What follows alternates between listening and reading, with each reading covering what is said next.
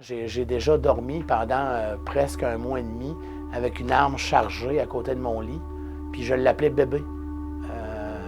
Je me levais le matin et je disais, bébé, on va se voir, à soir, on jase.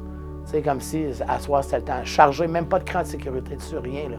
Parce que je voulais être sûr que si l'idée me vient, que je puisse la prendre puis le faire. Il y a toujours eu des hauts et des bas dans ma vie, autant au secondaire que...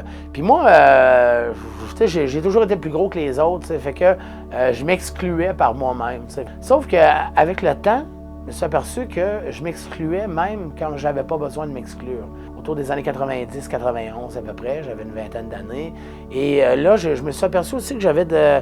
Tu sais, il y a des fois là, que j'étais un Superman, j'étais Jackie Chan de 275 livres, je pouvais refaire le monde puis marcher sur les murs, mais le lendemain, je voulais me pendre puis j'avais une arme chargée à côté de mon lit.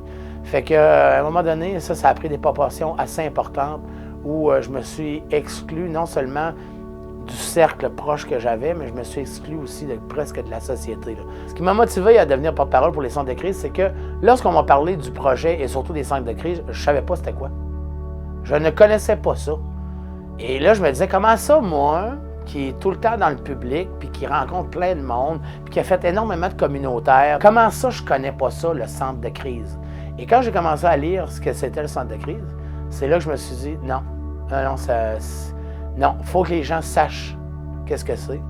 Puis c'est ça qui m'a intéressé dans le projet, c'est que ça ne s'adresse pas juste à une catégorie, ou ça s'adresse vraiment à tout le monde qui a besoin d'aide à plein niveau.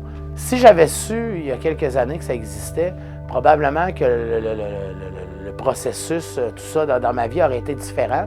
C'est parce que souvent, on essaie de sortir de tout par nous-mêmes parce qu'on pense qu'on va trouver la solution ou quoi que ce soit, mais il y a des affaires dans la vie que tu n'en trouves pas de solution. Puis oui, il y a une période de ma vie, là, surtout entre 1994 et 2002, je te dirais, que j'aurais eu bien besoin du centre de crise, mais je ne savais pas que ça existait, malheureusement.